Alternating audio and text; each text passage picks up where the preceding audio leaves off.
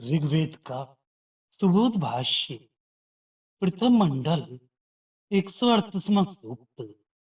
बल के साथ उत्पन्न हुए हुए इस पूषा देव की महिमा की सर्वत्र प्रशंसा होती है। इसके बल को कोई दबा नहीं सकता, इसके स्तोत्र को कोई बिगाड़ नहीं सकता।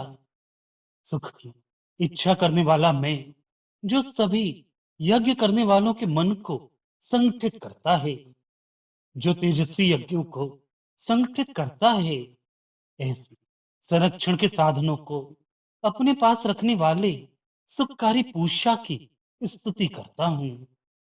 हे पूषक, पूषक देव, जिस प्रकार युद्ध में उत्तम वेगवान घोड़े की प्रशंसा होती है, अथवा जिस प्रकार संग्रामों की तरफ जाने वाले उत्तम वीरों की प्रशंसा होती है, उसी तरह मैं तुझे अपने स्तोत्रों से बढ़ाता हूँ। तो ऊंट जिस प्रकार यात्रियों को रेगिस्तान से पार करा देता है, उसी तरह हिंसकों से हमें पार करो। मरणशील में मित्रता के लिए सुख देने वाले तुझ देव को पुकारता हूँ।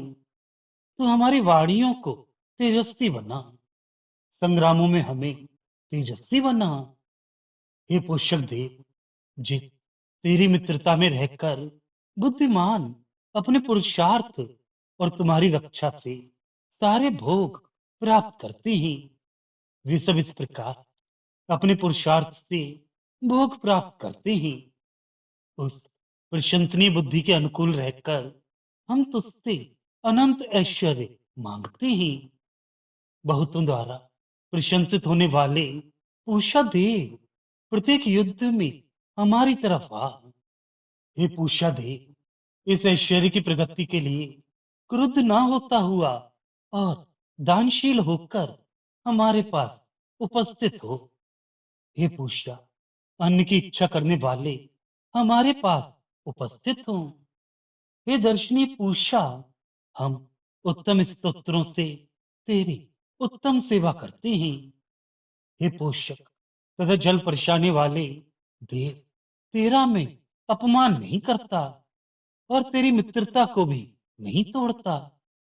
भावार्थ, सबके पोषण करने वाले देव की महिमा बहुत बड़ी है। पोषण करने वाले की शक्ति बहुत बड़ी होती है, इसलिए इस देव की शक्ति को कोई दबा नहीं सकता, अथवा इसके स्तोत्र को भी कोई बिगाड़ नहीं सकता। ये देव यज्ञकर्ताओं के मनों को आपस में संगठित करता है, इसलिए वे सब एक मन वाले होकर यज्ञ करते हैं। जिस प्रकार मनुष्य वेगवान घोड़े की प्रशंसा करके उसका उत्साह बढ़ाते हैं, अथवा जैसे संग्राम में वीर की प्रशंसा करके उसका उत्साह बढ़ाया जाता है, उसी प्रकार सभी पोषण करने वालों का उत्साह बढ़ाना चाहिए। इस पोषक देव के साथ मित्रता करनी चाहिए, क्योंकि यह देव अपने उपासकों को युद्धों से उसी तरह ताड़ता है, जिस तरह एक ऊंट रेगिस्तान से। ऐसी उत्तम वक्ता की वाणी बड़ी ओजस्वी होती है। बुद्धिमान और वीर पुरुष अपने पुरुषार्थ और पोषक देव की मित्रता से भोगों को प्राप्त करते और भोगते हैं। अर्थात भोगों को प्राप्त करने के लिए वे किसी मनुष्य की दया के पात्र नहीं बनते।